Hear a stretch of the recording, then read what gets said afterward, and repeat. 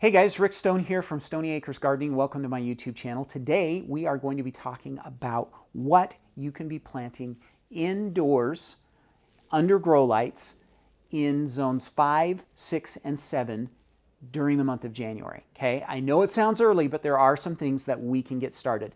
So this video is primarily meant for those of you that live in zones 5, 6, and 7, where your last spring frost lands somewhere between the 1st of April and maybe the middle of May, okay? There are plenty of things that you can get started indoors in January, and so we're going to talk about those today. And we're also actually going to do a little demonstration. We're going to get some onion seeds planted. So I've got a lot of fun stuff planned for you for today. Before we get started, please make sure that you subscribe to my channel. Click that notification bell so you get notice every time I release new videos. Go follow us over on Instagram as well. Love to have you join us there. And also, we have our seed starting workshop coming up on February 13th, 2023. And I would love to have you get signed up for the wait list. So if you want to click this link right up here, or there's a link down in the description of the video, either one of those will take you over and you can get your name on the wait list for that. I'll talk a little bit more about that when we get to the end of the video today. All right, so let's get started. What I've done is I've got 9 plants for you that you can get started in January. And again, I know it sounds early, but a lot of these need to be started in January in our zones so that they're ready to go out at the appropriate time. Others we can play with and have a lot of fun. You may want to offer some protection like a fabric grow cover or a hoop house or a cold frame for some of these plants. But there's a lot of stuff that we can be doing in January. It's not too soon. These are all cool season plants and we can get them started. So let's go through the list. Number 1 on the list is chives. So chives are one of my favorite little herbs to grow because they're a perennial, and once you've planted them, you don't have to do anything but harvest them for years and years. We want to make sure that our chives are ready to go out in the garden. Probably early April is when we're kind of targeting that, and they need a little bit longer than most plants to grow indoors. So we're talking here 8 to 10 weeks indoors is when they need to, is what they need to have. So we want to get those started probably mid-January so that they're ready to go out about the 1st of April. They're going to be plenty hardy. They're not going to have any problems with frost or cold, and you want those plants to get established so that they can flower this season and really start to spread, because they do spread in a nice clump. And if you want any to harvest this year, now is the time to get them planted. If you wait too much longer, they may not mature enough this year to actually get planted. So get some chives in right away. Next on the list is kale. Kale is probably the hardiest of all the greens that we can plant. It's super cold tolerant. It actually stands up to heat pretty well. It tastes better when it's in the cold, when you grow it in the cold. And so now is the time to maybe get your first planting of kale started. This one is going to go in, maybe roughly January 15th. You'll be putting it out in the garden probably about March 15th. You may want to offer it a little bit of protection from a row cover or something like that. But overall, this is going to stand up really well and do really well. So get some planted now. One of the herbs that you can get started right now is parsley. So parsley is pretty hardy. It's pretty frost tolerant. It's also great in the heat. It does really well. Both the flat leaf varieties and the curly leaf varieties can be planted in January. I would wait until towards the end, maybe the 20th or beyond, before I got started with these, because they're not quite as hardy as some of the other plants we're going to talk about. So you want to push their planting dates into maybe the 1st of April, middle of April. They're going to take a little bit longer, inside 8 weeks at least. And so wait till the end of January and get those planted, and then you can transplant those out late in March, okay? Next on the list is spinach. I don't have a fancy package of spinach right now. I have this great little package that was sent to me by one of you guys. This is Winter Giant seeds for spinach. Spinach is, again, a very hardy green that's going to do really well. The only caveat that I would give you with spinach is that it's not a really great transplanter. So spinach has a very long taproot that goes down deep in the soil. So if you are going to plant spinach indoors, I would recommend that you use something big like this. So a fairly decent sized container. This is a 3-inch container, and it gives you a lot of space for that taproot to go down. You'll get a nice root ball in this larger container, and that will make transplanting easier on the plant. So it'll deal with the transplant shock a lot better if you use a good, nice container like this. But spinach, great time to get it started. I would probably wait till middle of January so that you can set those out about the middle of March, okay? Next on the list is Swiss chard, and all the different varieties of Swiss chard are very hardy, almost as hardy as kale, and will do really well in the early spring. And so you can get some Swiss chards planted now. The other nice thing about Swiss chard is it does really well in the garden, but it also does really well in containers. And so you could plant these in some of your early spring containers as well. So get some Swiss chard going. You're going to want about 6 to 8 weeks indoors before you plant these out sometime in March.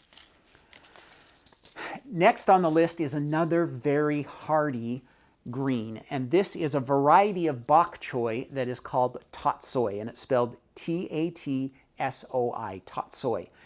It's very hardy, very tasty, fun. It looks a lot different than most of the bok choy varieties that we're used to, and it stands up really well to the cold temperatures. It also is not a really quick bolter, which is nice. A lot of bok choy varieties put up a flower head fairly quickly. This one does not. And so again, this is called Tatsoi, and a great one for you to plant probably starting about mid to late January. Start them indoors to go out in March.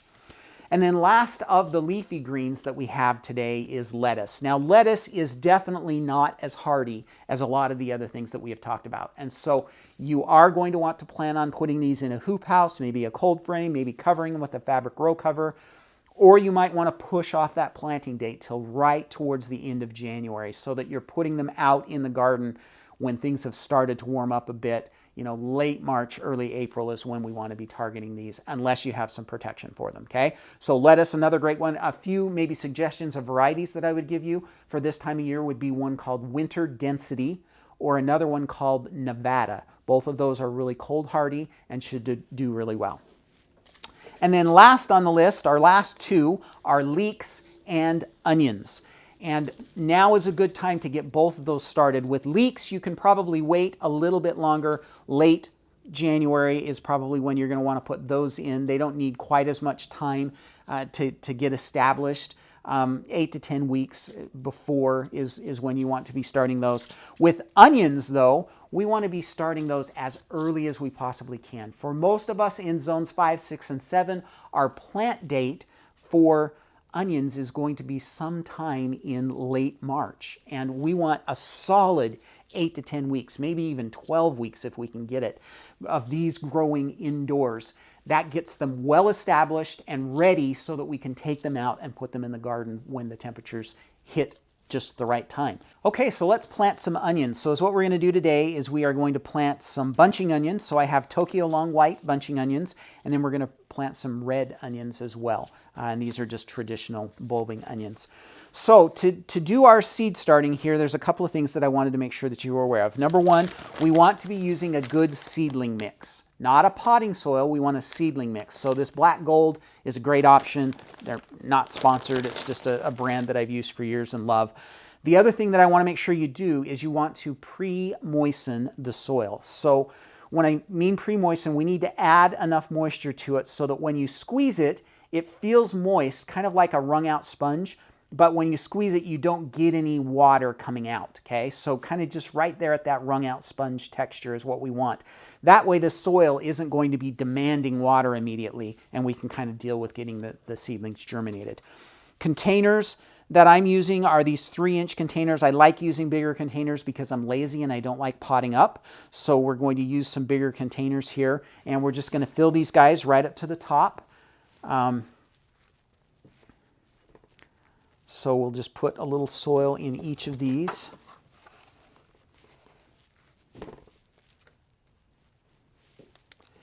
And then, why don't you come closer and let's look at the seeds. So these are the bunching onions, and bunching onions are meant to be green onions, and they can be planted fairly intensely.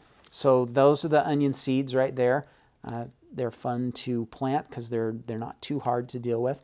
And with the bunching onions, we want to just put a bunch right in here. So, 10 to 15 seeds in this container is going to be great because they're kind of just come up in a clump, and then we will harvest them as green onions, and that works out really well, okay? Now, with the bulbing onions, we don't want to put quite as many in these containers.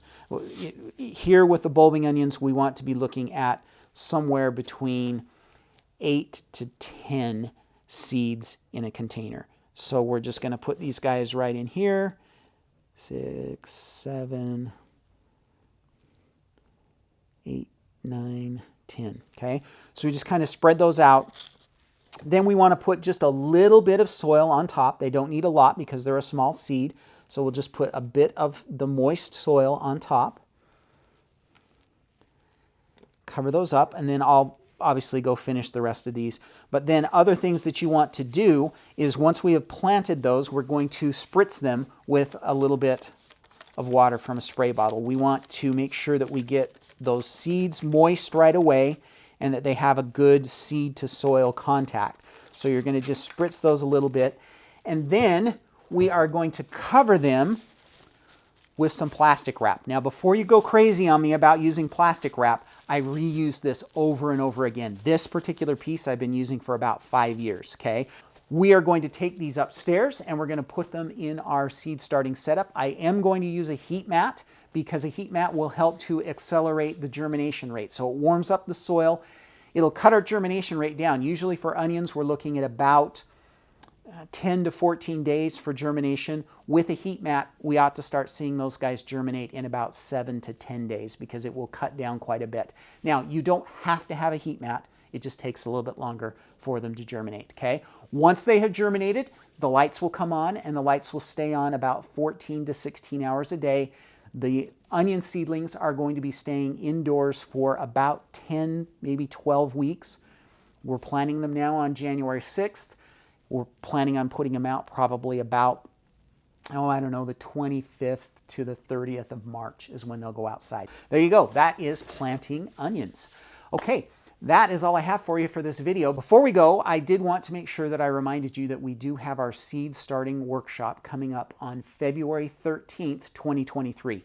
Super excited about this event. Last year we did it and we had 150 people join. Everybody had a blast. It's a 7-day workshop where we go through and have a recorded video for you every day that teaches you a different aspect of seed starting. There's a workbook that goes along with it, homework assignments for every day, and then on day 8, I actually do a live broadcast where I answer your questions. We do a little prize drawing and everything like that. So this is a super fun event. The price is really reasonable. It's only $29 for the full event. And just a lot of fun. We had a great time with it last year, and we're planning on an even bigger crowd this year. So I want to encourage you to get signed up for the wait list. Having your name on the wait list helps me know how many people are going to be there and helps me to get planned for, the prize drawing and things like that. So if you would please, either go click on the link right up here, or there's a link down in the description of this video. Click on either one of those. All I need is your email address and your name, and I will then let you know when the course is actually going to be on sale. It'll be the week before the 13th. And again, fun event that I think you're really going to love. If you want to learn more about seed starting, that is the way to do it.